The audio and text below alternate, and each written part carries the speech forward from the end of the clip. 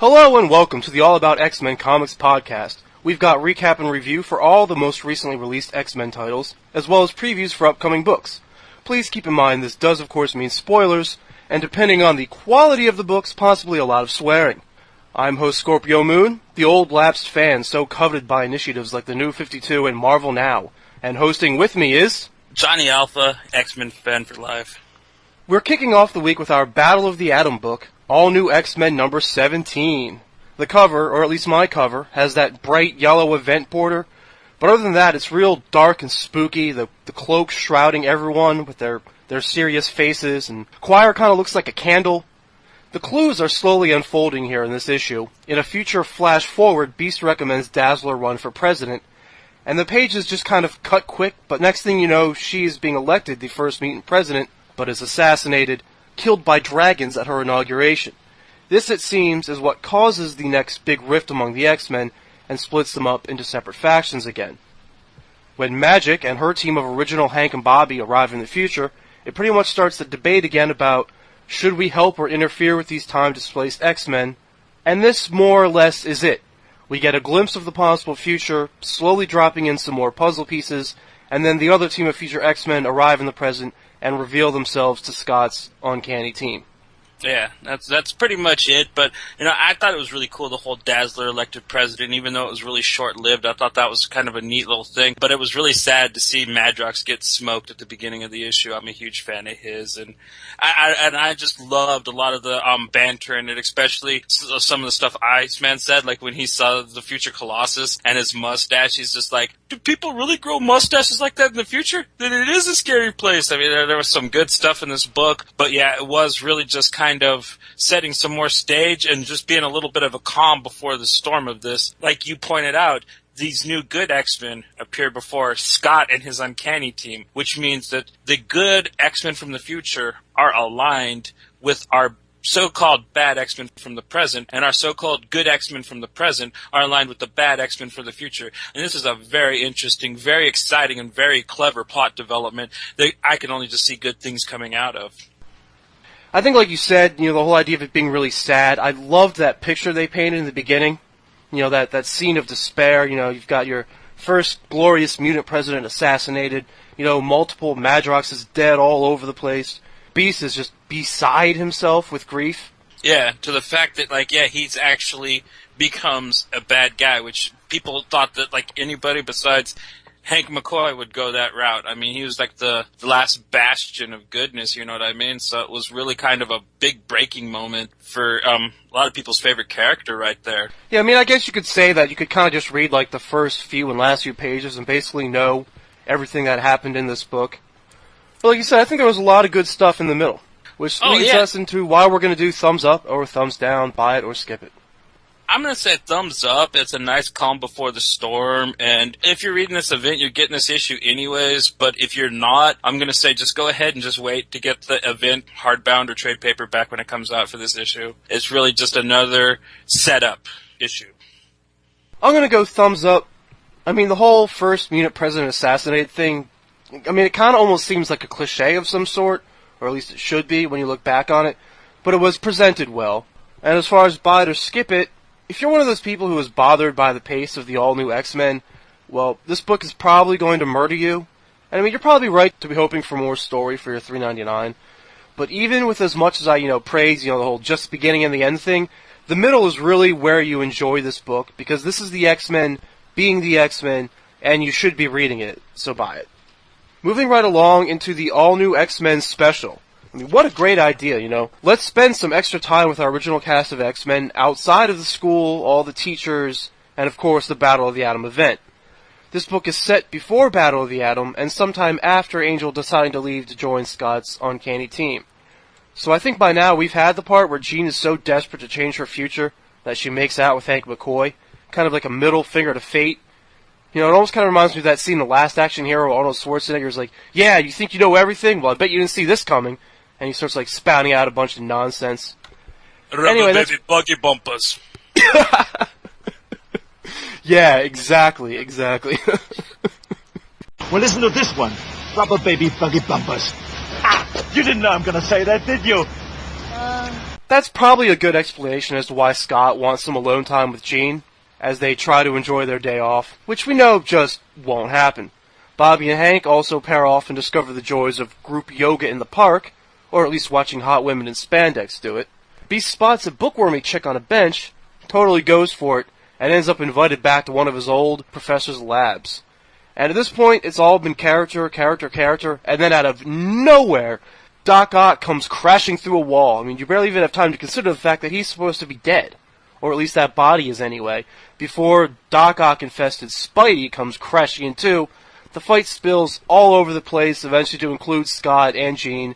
All your main players are involved in the Rumble. This unexplained, younger-looking Doc Ock is crazed, out of control, leaking temporal radiation all over the place, and he's got to be stopped.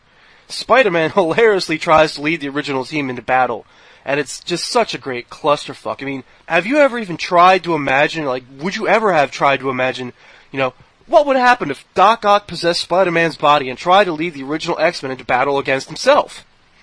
For real. Yeah, and a lot of the stuff that he says is classic, like when he's telling Iceman to do something, he goes, "Hey, Ice Boy, try to cool him down." "I'm Iceman." "Huh, I think not, son." Just he's a total cocksmith about it, but I mean, it was pretty cool, and he's trying to convince these people that it's not really Doc Ock without explaining how he knows for certain that can't actually be Doc Ock. And yeah, all of Bobby's spandex lines, because at the beginning, like you said, he was watching chicks do yoga, and he was really happy that spandex caught on, and then he flies in, and he sees Doc Ock in his tight green 80s costume and stuff, and he's just like, "Oh man, why did spandex have to catch on?" Yeah, it was a random issue. A lot of the stuff happened in it was just really kind of random, but fun, Okay, so a couple more, random, just notes and odds ends and this and that. Beast seeing Doc Ock's deadly arms like a moving jungle gym was a really cool way to make an analogy to kind of credit his Danger Room training, even a more primitive one. Should he really be so openly admitting he's from the past, though? Yeah, I mean, really. But he made a good point that, dude, one day, really soon, I'm going to be blue, and I'm not going to get laid anymore. So, Bobby, let me have this. So, I mean, I think he was doing anything. And, when he said he was from the future, they basically drew her panties drop. You know what I mean? For the most part, how ecstatic they showed her with their hands all ringed and stuff. I mean, Beast is in the zone right now. Yeah, that was quite a line. I mean, not even to mention, that, she was turned on by the idea, even just they were mutants, She's like, "You're mutants? Cool." Not a reaction they hear every day. Nah. As far as the Doc Ock Spider, though, I mean, he's been coming up a lot for us, and he is really just so much fun to read. I love his pissed-off attitude. He just seems so constantly annoyed with everyone and everything around him, just the arrogance. I also love how he keeps denying even the possibility of time travel. He kind of sounds like one of those Vulcans from Star Trek Enterprise. They would always go on and on about how, the Vulcan Science Council or whatever has determined that time travel is impossible. The Vulcan Science Directorate has concluded that time travel is impossible. Yeah, because he thinks that, he's the smartest dude, and there's no way anybody could have figured anything more than he could out. So, I mean, it really plays to the ego of the character. And like you said, he has been popping up in a lot of stuff. I think the one bad thing that comes out of it is he is written so much better by these other creators that take him on and put him in these books than he actually is in his own series, which is very tragic in my opinion. But it is good to actually see that you can do good with this version of Spider-Man from time to time. Yeah, it is a shame, but I guess, enjoy it where and when you can. I'm getting a kick out of it, but we all know it's not going to last forever, so. Now, this issue was not the only bit of the story, though. It was an oversized issue, which is also always fun to read. I love big comic books. I mean, what's better than a comic book than more comic book? But yeah, this is going to cross over into the Indestructible Hulk Special #1, and also Superior Spider-Man Team-Up Special. So, there's a couple more issues to pick up if you want to continue along this storyline. I don't know how much the all-new X-Men are going to still be involved in it, but I think there'll be something worth looking out for, especially if you want to get down to the mystery of who is this young-looking Dr. Octopus that shows up. So you want to go thumbs up or thumbs down and buy it or skip it? I think it was cute and clever, and it was a nice little nostalgic look at certain things. But I'm just going to go thumbs down, skip it. It's really not needed, and it's really just going to be a big tie-in. It's A plus X all over again. They're just really trying to tie these characters in with Spider-Man and the Hulk, and I could really give a rat's ass. I'd have liked it better if it was just an X-Men standalone little series that they did with this. So skip it, thumbs down. Let's see. I guess I'll go thumbs up. Just 'cause I got too much of a kick out of this. This was too much fun to read, especially Doc Ock Spidey trying to lead the team of X-Men in a battle against himself. So, I mean, I guess I'll go buy it too. Moving on to Savage Wolverine number 9. Now, if I'm accusing all new X-Men 17 of being light on plot, then damn. So Wolverine falls through the atmosphere of an alien-looking planet and has to fend for himself until a kid shows up who has no idea really what he's doing. It's a real treat to look at, though. You know, lots of spacey images, violence, perfect hues to complement the alien environment and gore, and what we have so far works as a great setup for a Wolverine story. Pretty much like in the first issue of the series, you know, lots of Wolverine stories drop him off in the middle of nowhere with only a hazy idea of how he got there, not much idea of what's going on. I mean, that's literally the story of his life. And this comic also mimics that for the reader. Just as you read this issue, you kind of don't really know what's going on either. And what we also have here is someone manipulating Wolverine, which, I mean, once again, is kind of the story of his life. For real. And like you said, dude, it just is a great book to look at. That big beast thing that he fights and takes down and just comes out of the ground, it was really reminiscent to the ice monster in the first Star Trek, J.J. Abrams Star Trek movie, which I thought was like a nice little thing. And it also kind of has a Riddick feel, but at the same time, I am still getting these strong surges that, dude, it is the next Schnicked, man, and I can't wait to get the next issue. I know that this was just a nice little setup, like you said, and we don't really know what's going on, but I mean, Jesus, it has me pumped. You know, this is the kind of thing that Jock just excels at, in my opinion. I know you were really looking forward to this one, and I'm really looking forward to what happens next, but yeah, there's honestly not a lot to discuss about it. No, you pretty much summed it up. There's really not too much dialogue. There's basically, these guys are giving the kid a directive, telling him that he's got to find Wolverine. They're tracking him, and something bad's going to happen if he doesn't, because he's already in pain constantly for some reason that's not explained to us. So, and all we know is the kid says basically he is the same thing as Wolverine. There's a bunch of him that are made, and they're all supposed to be the same thing as Wolverine, and Wolverine is skeptical to believe it, and that's about as far as we get in this issue. And like, him and the boy go on a little trek, which is very Riddick-esque in my opinion. But I love the Riddick films, so yeah, there was kind of a Riddick-y feel to this kind of, and you know, they're both Wolverine and Riddick are both slick shit killers, both kind of outcasts. So it's a pretty fine analogy, and yeah, both wind up dumped on alien planets, you know, fighting off some kind of crazy monsters. The expressions are great in this book. Jock's version of Wolverine in this, like the kind of smart-ass face that he draws on him, it's quite different than anybody else's modern take on Wolverine that I've seen in a while, so I had a lot of fun with that. And if I can take one stab at the plot, it kind of seems like, I don't know, like maybe there's some group of people who want to jumpstart their own evolution, or pause it in someone else. I mean, I'm pretty sure the whole idea is going to come down to the idea of mutants. I'm not sure if that's a good guess or if that's just kind of like, you know, duh, Scorpio, like what else would it be about? Basically, but yeah, it's a good point to make, and at this point, Jock has kept it so vague that, dude, it could be anything.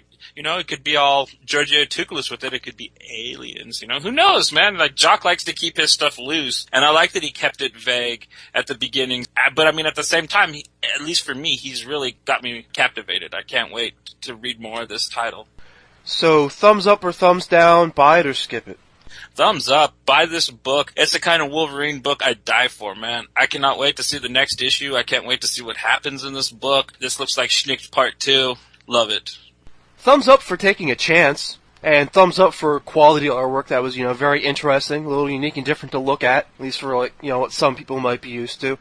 I've got to go skip it, though. I mean, I'm glad I bought it. It's an interesting thing to have in my collection. But I couldn't recommend it. Like, you know, I wouldn't find myself saying, hey man, are you reading Savage Wolverine? Oh dude, you won't believe what happened in issue 9. You gotta read it.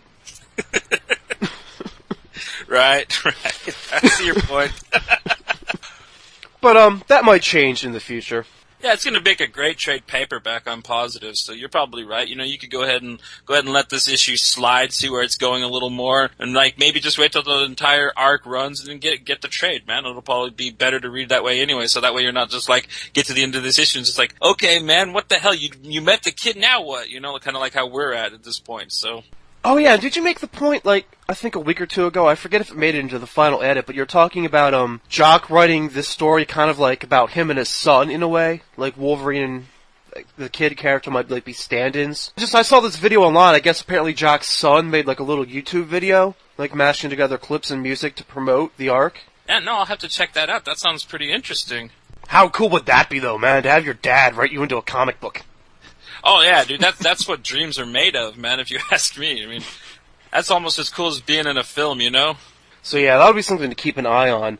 Now, normally I say that, we're going to dive right into the good stuff or something like that when we do these podcasts. And, we did start with our Battle of the Atom book. So, that's kind of the big thing of the X-Men. But I think this week we kind of saved the best for last with Phantom X Max #1. Yep. Damn, was that ever a treat, man. I mean, first of all, this is exactly what I imagine Phantom X doing, like when he's not running with any particular group of X-Men. Like, he's out there involved in, like, the most super, super, super secret kind of shit. And, like, everything for him is always kind of about, like, it's always black and white, but it's black and white at the same time. Like, the issue starts off with Phantom X is breaking into this compound to steal this super secret weapon. And, for Phantom X, it's always, all about money and, that whole anti-hero thing and all that. But you kind of see later, it's like, what's he doing? It kind of looks like he's rescuing this weapon, too, because the weapon kind of looks like an alien baby kind of thing. Yeah, it seemed like it was alive. It really reminded me of something from like a David Cronenberg movie like Videodrome or Existence. It was kind of like a biological living gun thing. And it was very interesting looking. And of course, Phantom X is a wanted man, so you've got super, super secret agents on his trail, and he's kind of flirting with one of them, in a way, as she's chasing him. And these people are pretty badass themselves. You've got the one secret agent chasing him, but, when she kind of fails, they introduce, like, super, super secret agents. And I really should have written, like, a gauge of how many supers each agent deserves. But yeah, like, the super, super secret agents come in and show how badass they are immediately by killing all the other super agents just to get them out of the way, because they don't want them to slow them down. They've got their own way of how to take down Phantom X. The book is all sorts of violent. I mean, they can decapitate people just with, like, punches and kicks. I don't know. I love the art style, and, like, these super secret agents, they almost seemed like evil characters from a Hanna-Barbera cartoon. I almost got this, like, Scooby-Doo feel, because the one guy's got an ascot, and I don't know, they're almost cartoonish, but that's the allure to the book, and it's very super sexed up, because, like, the chick secret agent is, like, threatening some kind of lesbian domination sex on Phantom X's little cutie agent that's after him, so you're kind of concerned for her well-being with these creepy, murderous secret agents that really don't give a damn about really anything besides the mission or what they perceive to be the mission. Yeah, so those guys are pretty much going to be, your bad guys for the series, I suppose. And see, now, this is a book that takes a little more advantage of the whole idea of a Max series. So, it's not just like, oh, we can drop a couple F-bombs if we want to, but, I mean, you literally have this one guy, he's fighting Phantom X, he's taunting him, and he says he's going to, what was the line? Punch him full of more holes than a Lilith fair? Yeah. Well, that's the good thing about this, is they didn't just celebrate vulgarity. They found very clever little pop culture referenced ways to actually be crude without actually just using cuss words constantly. They really did just use more grotesque metaphor terms to insult each other than actually just calling each other established cuss word names, and stuff. And I found that a little more interesting than just, like, having them say F this, F that, and show boobs all the time like Wolverine Max. Yeah, there's like implied lesbian rape in this issue.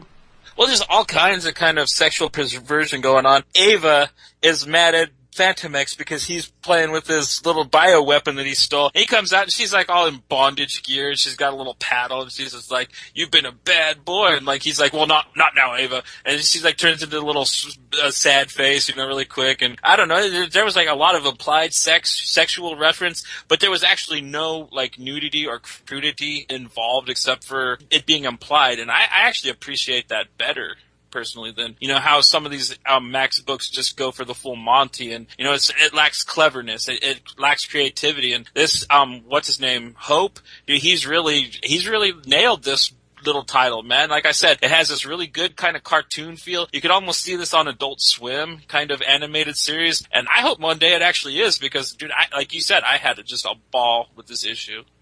Yeah, man, Adult Swim would be perfect for some way to animate Phantom X. I would love that.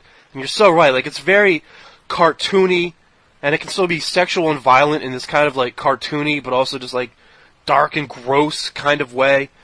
I mean, I don't throw this word around a lot, but the book was honestly perfect. I mean, the big thing I was worried about going into this series was the whole idea too experimental for defining Phantom X. And they haven't done anything yet in the story. It's only the first issue to try and define Phantom X. But I mean, the tone and everything for it seems so perfect for it so far. I think he does have a grip on this character. So, I mean, obviously he impressed the Marvel people enough to get the series. And with this issue, he's impressed me. So if he wants to, you know, throw us some info or put down like some knowledge on, this is Phantom X, this is part of his past, this is for real, I'm willing to let him take a stab at it.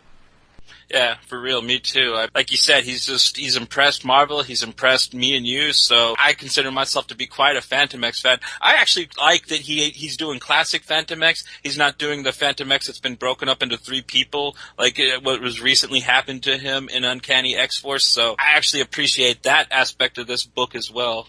Yeah, maybe he's actually better just to say, you know what, skip that. I'm just going to go with what I see Phantom X as, and take it from there. Yeah. So I guess it's time for a thumbs up or thumbs down, and skip it or buy it.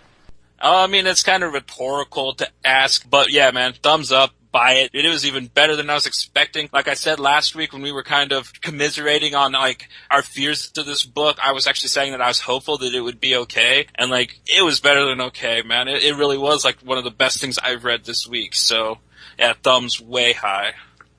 And yeah, I mean, if you can't tell by this conversation, obviously we're both going, thumbs up here. I'm going thumbs up, and I'm also going to say buy it. One of the things that I loved about this book is just how it feels like. And this is really comic books for adults.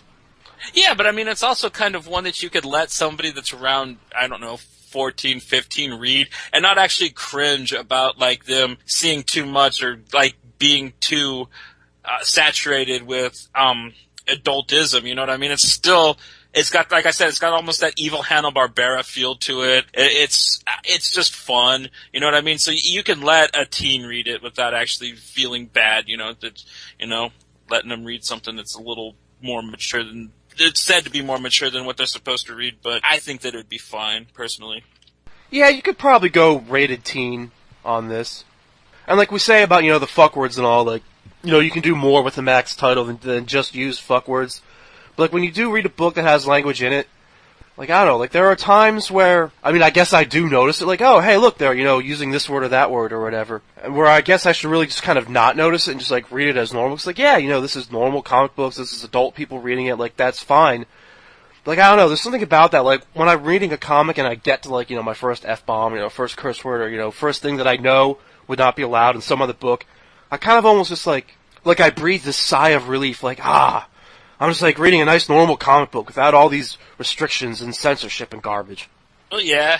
I mean, and like, I like you, I'm kind of used to it. I read a lot of Image books and a lot of Vertigo books, and they've never censored that out of those in those imprints. So when I see it with a Max title, unless they're really trying to drive it home and they overdo it, like they do with Wolverine Max, like honestly, like cussing is the really only gimmick that book has. There's nothing else to it besides it's Wolverine that cusses, and they really just try to drive it home too hard, in my opinion. But this, like I said, dude, they're almost more clever with the kind of vulgarity that they come up with, I'll punch you full of more holes in the Lilith Fair. I mean, you know exactly what that means. And sure, they could have said it a lot cruder.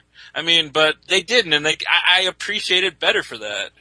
And that's also what, like, the third mentioning of the Lilith Fair on this podcast? Yeah, it's like Hope was listening to us, and he's like, oh wow, these guys make fun of Lilith Fair, I'll throw it in there for them, Or almost feels like at this point. Yeah, I guess that's just going to be one of the tropes of our podcast. Alright, now on to the previews. First up is Astonishing X-Men number 68, final issue. Damn. Another one, right? The third series to end on our watch, following X-Factor and then Gambit.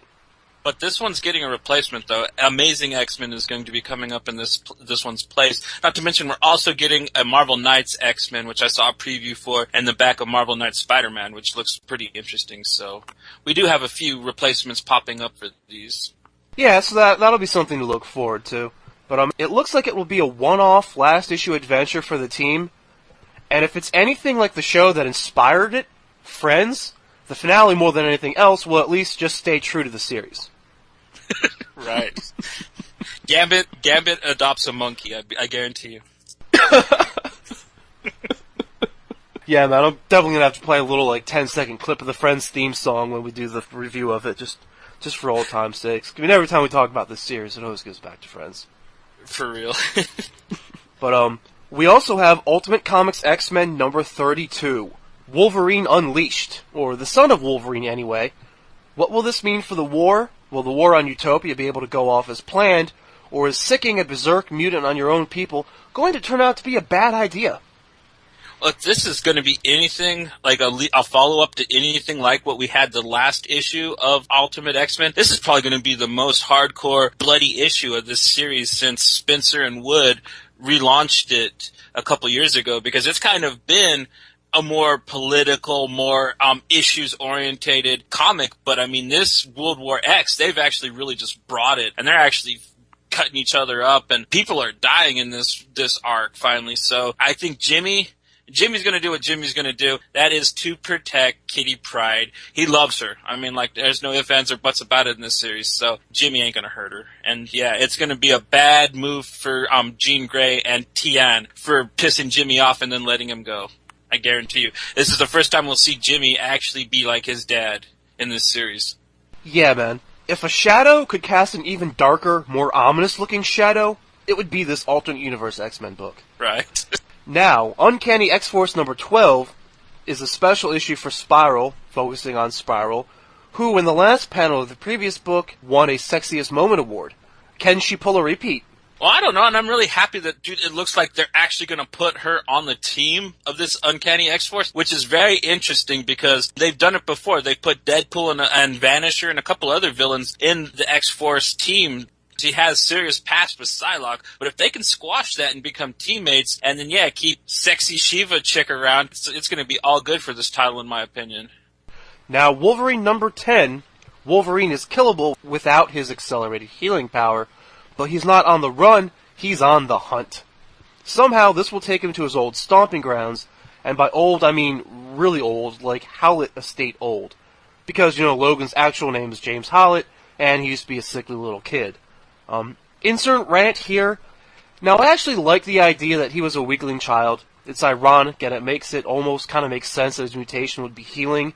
And the whole idea of growing up a hard life that made him tough, somewhere in 1800s Canadian mountains, is more or less what I always pictured. But as far as the details, nothing can live up to the mystique that decades of wondering creates, so I kind of wince at anything that involves revisiting his new, made-up past. Yeah, the Origin mini-series that they did for him that actually turned into an ongoing series for a while there was just awful. I mean, like you said, there were certain things about it that you kind of figured they would bring up about him anyways, but to actually disclose his full origins, I found folly, and I think that they really just did a bad job of it, and the fact that they're going to be relying on that heavily in this series with this arc, it kind of makes me wince, like you said, because last issue was almost fun, you know what I mean, with him fighting the Leaper guy and stuff like that. I mean, it was clever, it had good banter to it, it was almost old 90s style Wolverine comic, except for it had loose tie-ins to the film that just came out, but this, it's just like, man, really, why do you gotta go back there? I mean, I know it's an homage and Marvel wants to tie all their shit together, but I mean, really, they should maybe even try to come up with a new origin for Wolverine with Marvel now. Yeah, I just was not really a big fan of the whole Wolverine origin idea. It's just one of those things where, I feel like so much of the character, the idea of not knowing his past is just built into it. And yeah, sure, sometimes you want to have growth and change in characters. This is something that we've brought up a dozen times before. But I guess that was just kind of not really the way I wanted to see it. If anything, I would have preferred them to take something more along the lines in the comic books, like I guess they kind of did in the X2 movie where Wolverine decides, just fuck my past. I'm worried about what I've got now. Yeah, and that, dude, honestly, to tell you the truth, that's how I see Wolverine. And that was one of the best things that they showed in those films, is that, in some points, even though I hate him, they actually captured Wolverine better than some of the recent comic books have. So yeah, hopefully Wolverine number 10 doesn't trash the good sentiments that we had about the book. But we also have X-Men number 6, our Battle of the Atom book for the week. Looks like Rachel is set to play an important part, and something sets off Xavier's grandson. It looks like he's about to expose himself for who he really is. Yeah, it's another Brian Wood issue, so I'm really expecting top-tier writing on this issue. Not to mention, we have, after this, only 3 issues left of this event, so I really hope that we'll get some action in it as well. Yeah, it's time for something to pop off. Okay, so that wraps up recaps, review, and previews. What fun segment should we do to end the show this week? Do you want to spike the punch, man? Yeah. Oh, yeah! You want me to go first, or...? Oh, yeah, please, lead us off. My spiking of the punch is an Image Comics offering. It is Lazarus, issue 4, from the always amazing creative team of Greg Rucka and Michael Lark. Since this is the 4th issue, I'm going to give a little rundown of what it is.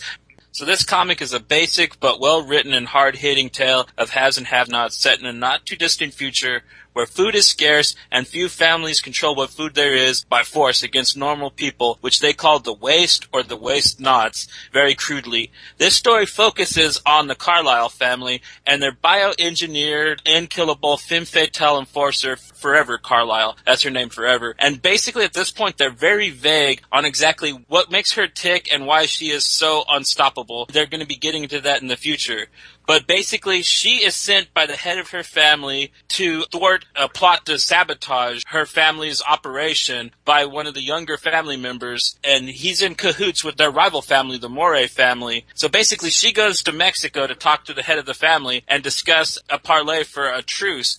And the family that she's supposed to be undermining, who wants to have his little coup, basically doesn't like it, so he decides to throw a bomb at her when she's coming back across the border with Moray's family's Lazarus enforcer, which is just like her. He's the only person that she knows like her. So basically, this issue starts off with them presumed to be dead, and her and this other Lazarus enforcer just get up and decimate these troops. I mean, just brutally, just horribly, just cut him up and just take him down. And basically she finds out what had happened, and she kind of goes on a little revenge thing. It's sanctioned by the head of the family, and she kind of takes out most of the faction that in the family that was rising up against, but she didn't get the one son of the family that got away. And basically this issue ends us with a letter that's sent to her that kind of hints that in this next issue we are going to get the truth about her origin with her. And I think it's going to be like a really ground-shaking thing. I mean, Rucka and Lark, they're just amazing. They're on fire. Everything that I've read of theirs, they're akin to like the team-up of Brubaker and Sean Phillips. So I only can expect that this is going to just be as hard-hitting as it's been so far, and this twist is just going to be epic. So this was a really cool spiking, I think. Yeah, man, heck of a choice. I mean, so I'm reading this thing, and, it's like the rulers are called families, and they all own their own sci-fi type specialist killers. But, running the world isn't enough. These people have to fuck with each other. It's intrigue, double-crossing, almost soap operatic drama. When you read the intro, you're kind of like, what the fuck is this shit? But they paint it so well. It's almost realistic how well they sell this idea, which is what I love. Like, this is real quality here. It's basically the best science fiction film this year that you've read instead of actually got to see. I mean, I really could just see this as like a great blockbuster film, the way it's done. And Lark's art is just so picturesque anyways. It's kind of very cinematic while you're reading it. Alright, so for me this week, I'm going to spike the punch with The Movement number 5, coming out of DC. One of the things I love about this book, well, I mean, first of all, it's written by Gail Simone, who I guess can be real hit or miss. I don't even know if that's fair to say. I mean, she can be real hit or miss with people. It seems like Gail Simone is just a really polarizing figure. Like, everyone just seems to really love her or hate her. And I don't even know how much of that is her writing, necessarily, and how much of that is just, like, her Twitter presence and her loud mouth, so to speak. Just, like, the things she says. She's never afraid to put her balls out there or put her vag out there or whatever. Just say whatever's on her mind. Well, I mean, definitely, she's one of the most talented DC has at the moment, probably the most talented. Like, her and Jeff Lemire are probably the only people at DC that can actually be called writers at this point. And what she does here, which I also love, is it's kind of like taking a chance again, because this isn't like, an established book of people here in the movement. I mean, I guess there are a couple of characters who have come from other things, and, specifically other things that she's written, but, it's not just Superman or Batman. You've got all these, like more minor characters or more new characters, and that's always kind of risky for a book to do, to try and introduce new characters, because they just traditionally don't really sell as well. But what you have here is a bunch of teens who, they have superpowers, and they take it upon themselves to right wrongs. This issue that I just read, issue 5, they go in and they've got 2 like kind of crooked cops held captive. Like, you know, at least the one of them had kind of at least threatened to like sexually exploit this young girl, and you know they're trying to right this wrong. They want to like hold a trial for them, and you know what exactly they're going to do based on guilty or not guilty, I don't know. But what I love is there's a lot of gray area here. These kids running this movement, or Channel M as it's sometimes called, they don't all necessarily come across as good. I mean, especially because this team, like, just this mix-up of people, like, there's so much, like, difference between, like, you know, kind of like the nicer ones, I guess you could say, and, like, the meaner ones. Like, it's almost kind of hard to imagine, like, how this team comes together, because they have these very different attitudes. And even, you know, some of the, you know, the so-called bad guys, so to speak, like the police chief, he's not, like, a total bad guy to them, you know, and he's just doing his job, too. He's trying to, you know, stick up for and protect these cops. I mean, these kids are also in real danger. You know, they've got, like, hit squads being put out on them. You know, they're playing with, like, very serious, very adult kind of stuff. Like I said, like, they're not all necessarily good, so to speak. It's that gray area I'm talking about. The vibe I kind of get from this book is it's almost kind of like, and the whole idea of the movement, it's somewhat based on the whole idea of, like, 99% shit. And, like, I don't know, I'm not incredibly political. I'm not terribly political. So I don't know, like, exactly what the connection is supposed to be there. Like, you kind of, like, imagine if, like, you know, like, what if all these, like, you know, protesters and special interest groups, like, what if some of these whiny fucks had superpowers and, you know, decided to, like, really enforce their ideals upon the world? And that's kind of what the movement is. And I gotta say, man, this is an excellent choice, especially for this show. And I've been thinking this since the issue 1 came out, that this is practically, basically, the closest DC Comics will ever actually be to having their own X-Men title. I mean, the movement is basically, if you're a DC fan, it is the closest you're going to get to having an X-Men book. And I mean, yeah, they're rough and tumble. The Virtue, the leader, she's a hard ass. I think that Gail Simone writes herself in that character, to tell you the truth. And then there's the other ones, like there's the Rat guy and stuff like that. And sure, he's a little skeezy, but I mean, honestly, he's like one of the most virtuous characters in the book, and I don't know, just their powers and the way that they're aligned and the way that they're set up. I mean, it's very, very X-Men-esque, but at the same time, it's its own thing, and it's still kind of, you know, it's very optimistic while being tragic at the same time. And I love the whole thing about them fighting cops. It's very groundbreaking. It's very gritty. And it makes me very scared for the title because, you know, anything like that has balls, DC cancels. So, I mean, I really hope that doesn't happen with this book, but I'm almost pretty sure that it will. You know, DC doesn't like to have good books on their label. Yeah, apparently not. Yeah, I kind of feel sad for this title. I mean, I feel worried for it because I do have a bad feeling that this title is not long for this world, and I don't know what that would mean for its sister book either. I think it's called like the Green Team or something like that, associated with it in some way. And it's kind of the opposite. In that book, you've got a group of really rich kids using their money to kind of like try and put an influence on the world. Kind of doing that whole 99%, 1% battle. I think I've seen it around. Is it the Green Team Millionaires is what that book's called? I think I've seen it. I haven't read it yet. I didn't know it had to do with the movement. Otherwise, I'd have totally got it. But and who knows? Maybe the Green Team Millionaires will end up making itself a future Spike the Punch segment. So yeah, the movement number 5 is going to be my recommendation. Do we have anything for a sexy moment? Oh my. Yeah, I do. Phantom X Max. Ava and her little outfits, man, when she was the dominatrix, when she was the nurse, when she was like the barbarian woman ready to fuck people up for Phantom X, that was pretty sexy in kind of a cartoony way, but yeah, that's about the closest we got this week, at least, that I saw. Yeah, man, this week is kind of a hard one for me. Didn't really see a lot that, like, looked necessarily overtly sexual or, like, you know, necessarily screamed sex to me. I mean, so if I'm gonna pick one from anywhere, I guess it's gotta be Phantom X Max number 1. There are a lot of girls running around in lingerie in that issue. They're not so clearly drawn as to be, like, super, super sexy. But I still think just the whole tone of Phantom X has a lot of sexy in it. Even though some of it's kind of dark and implied rape, which isn't necessarily sexy. Well, it depends on how twisted you are, but I guess, yeah. Yeah, I mean, I guess if you're into that, then maybe that could be sexy to you. Yeah, I guess I've got to go with Phantom X number 1 being the issue to have my sexy moment. I guess I'll go with Eva. Well, not even necessarily for, like, you know, her little dominatrix thing or all that, but just like this crush that she's running on Phantom X was kind of sexy. Yeah, It really, and then the banter between the two of them had me rolling the entire book. And she totally girlfriends him the entire time, and she's like a computer program. And it almost makes you feel bad for the bastard.